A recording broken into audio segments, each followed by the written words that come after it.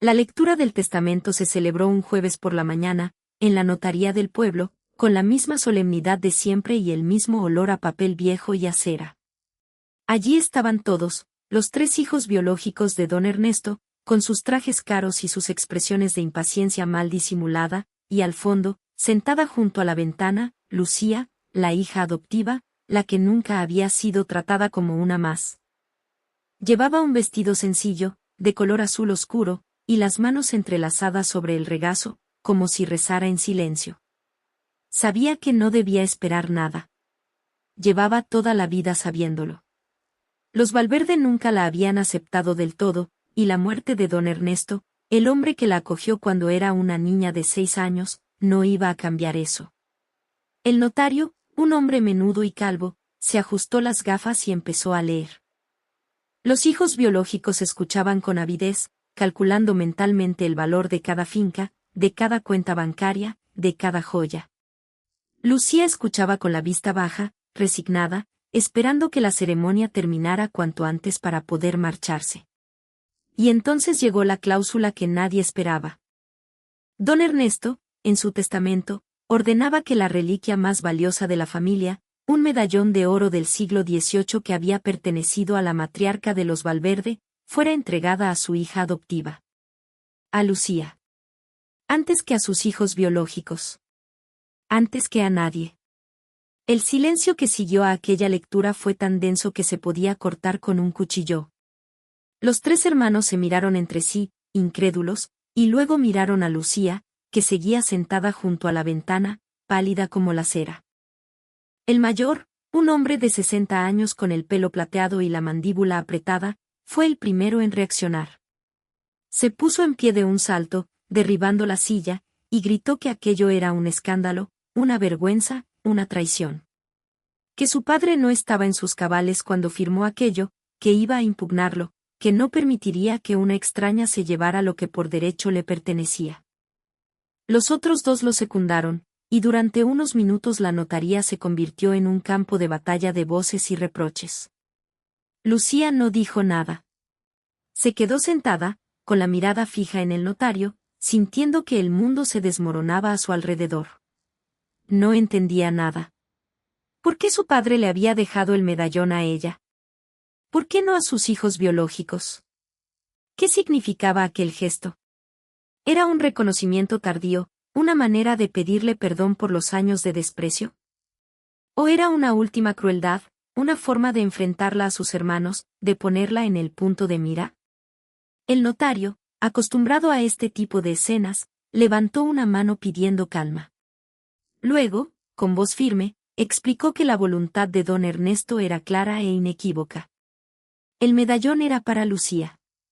No había nada que impugnar. Y añadió algo que dejó a todos helados: don Ernesto había dejado una carta para su hija adoptiva, una carta que debía ser entregada en ese mismo momento, delante de todos. El notario sacó un sobrecerrado del cajón de su escritorio y se lo tendió a Lucía. Ella lo cogió con manos temblorosas, lo abrió, y leyó en silencio. La carta era breve, apenas unas líneas, escritas con la letra temblorosa de un anciano. Querida Lucía, te dejo el medallón porque sé que eres la única que entenderá su valor. No lo vendas, no lo empeñes, no lo guardes en un cajón. Llévalo contigo, y cuando mires la inscripción, acuérdate de mí. Tu padre, Ernesto. Lucía levantó la vista, desconcertada. ¿La inscripción? ¿Qué inscripción? Dio la vuelta al medallón, que el notario le entregó en una cajita de terciopelo, y lo abrió. Dentro, grabadas en el oro, había unas palabras que no esperaba. Unas palabras que lo cambiaban todo. Para mi hija Lucía, la que me salvó la vida. Lucía leyó aquella frase una y otra vez, sin entender. ¿Salvarle la vida? ¿Cuándo? ¿Cómo? No recordaba haberle salvado la vida a su padre. No recordaba nada que explicara aquella inscripción. Los hermanos, que se habían acercado para ver el medallón, palidecieron. La inscripción estaba fechada hacía 20 años, cuando Lucía tenía apenas 10. Y de repente, uno de ellos, el más joven, recordó algo. Recordó una historia que su padre contaba a veces, a medias, con reticencia. La historia de una niña que, un verano, se lanzó al río para sacar del agua a un hombre que se estaba ahogando. La niña era Lucía. El hombre era don Ernesto. Lucía, al oír aquello, sintió que el suelo se abría bajo sus pies. Ahora lo recordaba. Tenía 10 años, acababa de llegar a la casa de los Valverde, y una tarde fue con su padre adoptivo a pescar al río. El viejo resbaló, cayó al agua, y la corriente lo arrastró. Ella, sin pensarlo, se lanzó a por él. Lo agarró del brazo, lo arrastró hasta la orilla, y le salvó la vida. Después, su padre nunca volvió a hablar de aquello. Y ella, con el tiempo, lo olvidó. Los hermanos bajaron la cabeza, avergonzados. Ya no había gritos, no había reproches. Solo un silencio espeso, lleno de culpa y de vergüenza. Lucía se guardó el medallón en el bolsillo, se levantó, y salió de la notaría sin decir nada. Fuera, el sol brillaba sobre la plaza del pueblo, y los pájaros cantaban en los árboles. Lucía respiró hondo, sintiendo el peso del medallón en el bolsillo, y supo que aquel era el mejor regalo que su padre podía haberle hecho. No por el valor del oro, sino por lo que significaba. Por fin, después de tantos años, la familia Valverde la reconocía como una de los suyos. Y aunque sus hermanos nunca llegaran a quererla, ella ya no necesitaba su aprobación. Porque tenía lo único que importaba, el amor de un padre que, a su manera, le había dado las gracias. La noticia de la herencia corrió como la pólvora por el pueblo. En cuestión de horas, todo el mundo hablaba del testamento de don Ernesto, del medallón, de la hija adoptiva que había recibido la reliquia antes que los hijos biológicos. Las especulaciones no se hicieron esperar. Unos decían que Lucía había manipulado al anciano, que se había aprovechado de su debilidad, que había urdido un plan para quedarse con la herencia. Otros, más sensatos, recordaban la historia del río, de la niña que se lanzó al agua para salvar a su padre, y asentían con aprobación. Lucía, mientras tanto, se refugiaba en su casa, una pequeña vivienda al final de la calle Mayor, intentando asimilar lo que había pasado. No era fácil. Llevaba toda la vida sintiéndose una extraña en aquella familia, y ahora, de repente, se convertía en el centro de todas las miradas. Los vecinos la saludaban con una deferencia que antes no le mostraban, los tenderos le hacían descuentos, los niños la señalaban por la calle. Era como si el medallón le hubiera otorgado un estatus que nunca había buscado. Y eso, en lugar de alegrarla, le producía una profunda incomodidad. Ella no quería ser la heredera, no quería ser el centro de atención. Solo quería que la dejaran en paz, que la trataran como a una más, que no la miraran como a un bicho raro. Los primeros días después de la lectura del testamento fueron los peores. Sus hermanos biológicos, heridos en su orgullo, la acosaron con llamadas, mensajes, visitas inesperadas. Le exigían que renunciara al medallón, que lo devolviera, que no se atreviera a quedárselo. El mayor, don Ricardo, llegó a amenazarla con impugnar el testamento, con llevarla a los tribunales, con arruinarla si era necesario. Lucía lo escuchaba en silencio, sin responder, sintiendo que cada palabra de su hermano era una puñalada. No le tenía miedo, no le guardaba rencor. Solo sentía una tristeza profunda, la tristeza de saber que aquellos hombres, que habían compartido mesa y mantel con ella durante tantos años, nunca la habían querido de verdad. Fue su amiga Clara, la panadera del pueblo, quien le dio un consejo que le cambió la perspectiva. Le dijo que no debía dejarse intimidar, que el medallón era suyo por derecho, que su padre se lo había dejado porque quería que lo tuviera. Y que si sus hermanos no lo entendían, era su problema, no el de Lucía. Le dijo también que no debía esconderse, que tenía que salir a la calle con la cabeza bien alta, demostrar que no se avergonzaba de nada. Lucía siguió su consejo. Al día siguiente, se puso el medallón al cuello, se arregló el pelo, y salió a comprar el pan. El medallón brillaba sobre su pecho, y los vecinos la miraban con una mezcla de curiosidad y de respeto. Lucía los saludaba con naturalidad, como si nada hubiera pasado, y poco a poco fue recuperando la confianza en sí misma. Fue por aquella época cuando conoció a Andrés, un joven abogado que había llegado al pueblo para hacerse cargo de un despacho.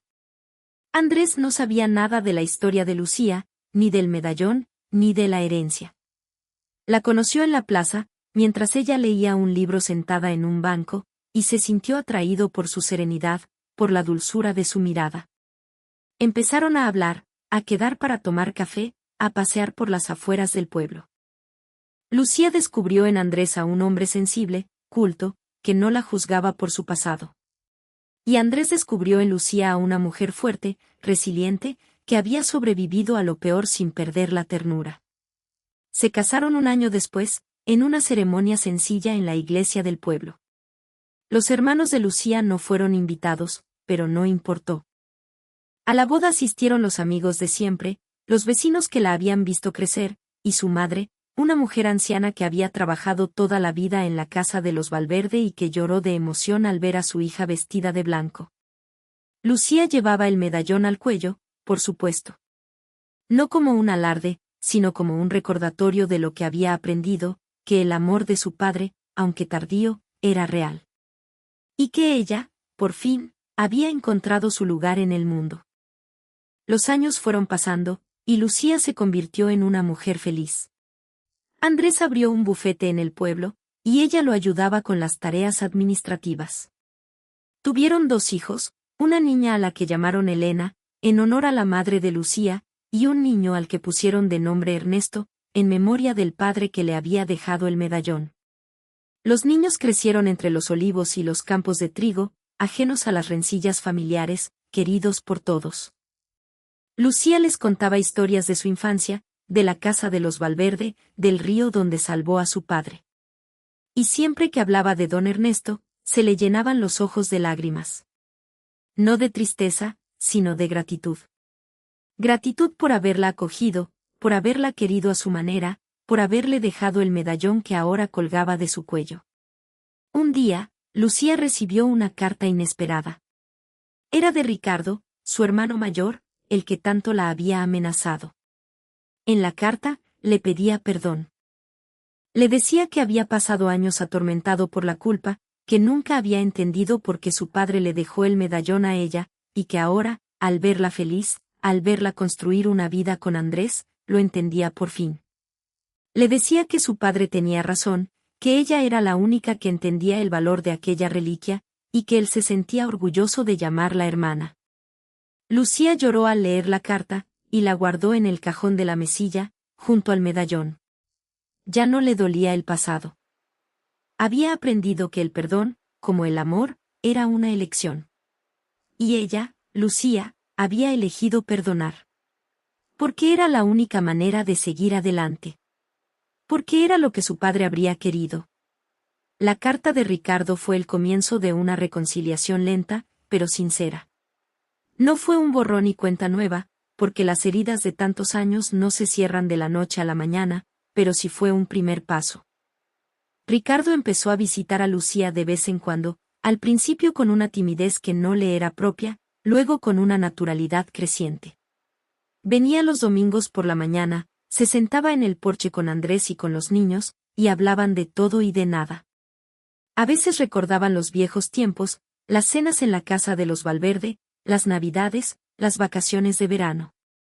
Otras veces hablaban del futuro, de los proyectos de Andrés, de los estudios de los niños.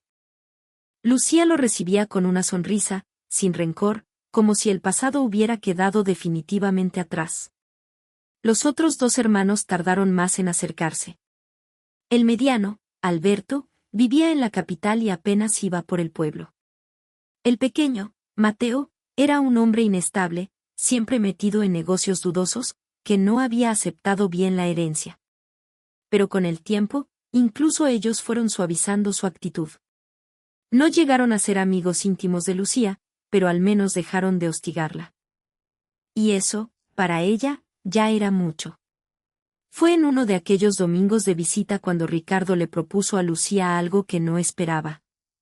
Quería organizar un homenaje a su padre, don Ernesto, en el aniversario de su muerte. Quería que fuera algo sencillo, sin discursos grandilocuentes, solo la familia reunida para recordarlo. Y quería que Lucía fuera la encargada de llevar el medallón, de presidir la ceremonia, como símbolo de la reconciliación. Lucía se emocionó hasta las lágrimas. Aceptó, por supuesto. Y aquel homenaje, celebrado una tarde de otoño en la vieja casa de los Valverde, fue uno de los momentos más hermosos de su vida. Toda la familia, junta por primera vez en años, recordando a don Ernesto, riendo y llorando al mismo tiempo. Lucía llevaba el medallón al cuello, y sentía que su padre estaba allí, entre ellos, sonriendo. Los años siguieron pasando, y la familia Valverde fue recomponiéndose poco a poco.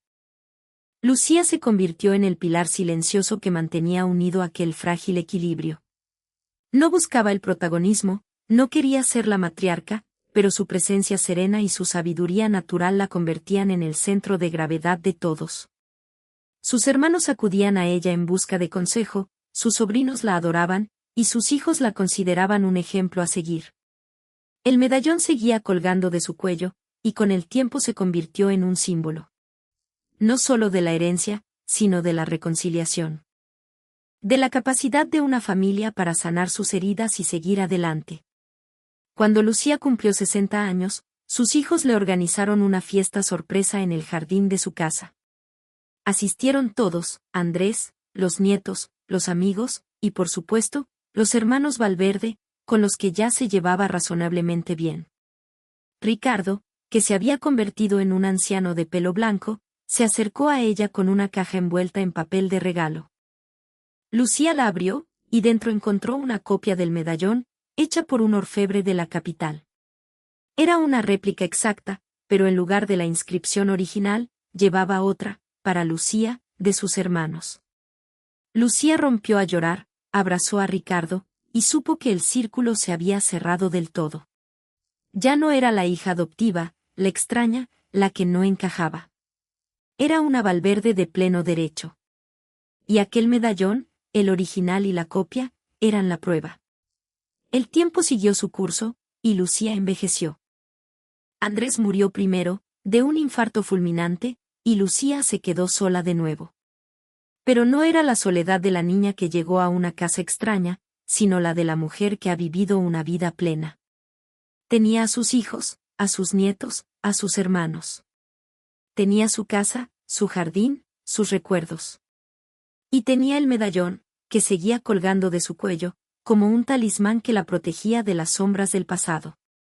Cuando Lucía murió, muchos años después, lo hizo en paz, rodeada de su familia. Sobre la mesilla de noche había una fotografía de don Ernesto, y en su cuello, el medallón.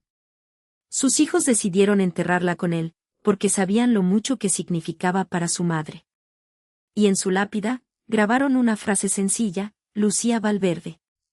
Hija, esposa, madre. Siempre en nuestros corazones. Los hermanos Valverde asistieron al funeral, por supuesto, y lloraron su muerte como si hubieran perdido a una hermana de sangre. Porque, al final, eso era. La sangre no importaba. Lo que importaba era el amor. Y Lucía, la hija adoptiva que recibió la reliquia antes que los hijos biológicos, había amado y había sido amada. Y eso, al fin y al cabo, era lo único que importaba.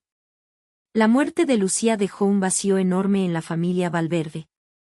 Durante años, ella había sido el hilo invisible que mantenía unidos a los hermanos, a los sobrinos, a los nietos. Sin ella, los viejos rencores amenazaron con resurgir, las diferencias con ensancharse, las distancias con crecer. Pero entonces ocurrió algo que nadie esperaba. Los hijos de Lucía, Elena y Ernesto, decidieron tomar el relevo. No para sustituir a su madre, porque eso era imposible, sino para continuar su labor. Para seguir siendo el puente que unía a la familia. Elena, la mayor, era una mujer tranquila, de mirada serena, que había heredado de su madre la capacidad de escuchar sin juzgar. Ernesto, el pequeño, era más impulsivo, más apasionado, pero también más frágil. Juntos formaban un tándem curioso, pero eficaz. Elena ponía la calma, Ernesto la energía. Y entre los dos, consiguieron que la familia no se desmoronara. Lo primero que hicieron fue recuperar la tradición de los domingos.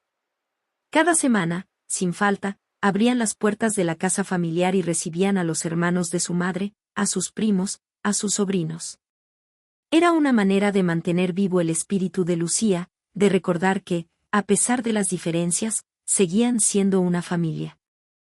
Al principio, los encuentros eran tensos, llenos de silencios incómodos y de frases corteses que no decían nada. Pero con el tiempo, fueron relajándose. Los niños jugaban en el jardín, los mayores charlaban en el porche, y poco a poco, las risas volvieron a llenar la casa. Ricardo, que era el más veterano y el más arrepentido de los hermanos, se convirtió en un asiduo de aquellos domingos. Llegaba temprano, con un pastel o una botella de vino, y se quedaba hasta el final. Le gustaba sentarse en el viejo sillón de su padre, junto a la chimenea, y contar historias de la infancia. Historias de don Ernesto, de la casa, del pueblo. Los niños lo escuchaban embelesados, y Elena y Ernesto sonreían al verlo tan integrado. Era como si el anciano hubiera encontrado, al fin, el lugar que le correspondía. Un domingo, Ricardo pidió hablar a solas con Elena. Se sentaron en el porche, con 2 tazas de café, y el anciano le confesó algo que llevaba años guardando. Le dijo que su padre, don Ernesto, le había contado una vez la verdadera historia del medallón. No la que todos conocían, la del río, sino otra, más profunda, más dolorosa. Le dijo que el medallón no era solo una reliquia familiar, sino un símbolo de una promesa. La promesa que don Ernesto le hizo a la madre de Lucía cuando la niña llegó a la casa.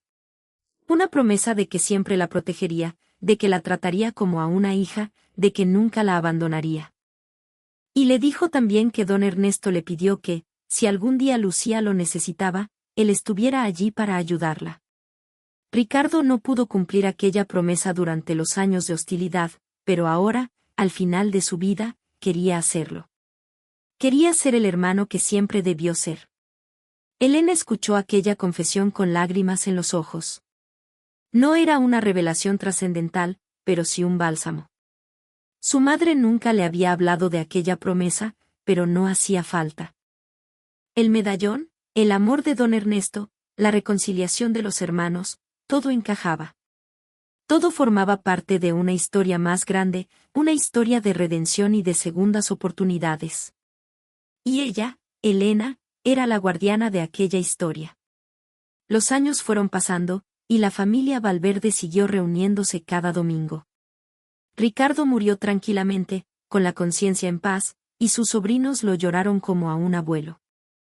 Alberto y Mateo, los otros 2 hermanos, también fueron acercándose con el tiempo, y aunque nunca llegaron a ser tan cercanos como Ricardo, al menos dejaron de ser unos extraños. Elena y Ernesto se casaron, tuvieron hijos, y la casa se llenó de voces infantiles. El medallón, que había pertenecido a Lucía, pasó a manos de Elena, que lo guardaba como un tesoro. No lo llevaba puesto, porque temía perderlo, pero lo tenía siempre presente, en un estuche de terciopelo, sobre la repisa de la chimenea. Una tarde, mientras ordenaba el desván, Elena encontró una caja que no había visto nunca. La abrió, y dentro encontró cartas, fotografías, y un cuaderno de tapas de cuero. Era el diario de don Ernesto. Lo hojeó con reverencia, y encontró una entrada dedicada a Lucía. Decía: hoy ha llegado a casa una niña de 6 años. Se llama Lucía. No es hija mía, pero lo será. Le he prometido a su madre que la cuidaré siempre. Le he dado mi palabra. Y pienso cumplirla. Elena cerró el diario, y supo que su abuelo había sido un hombre de honor.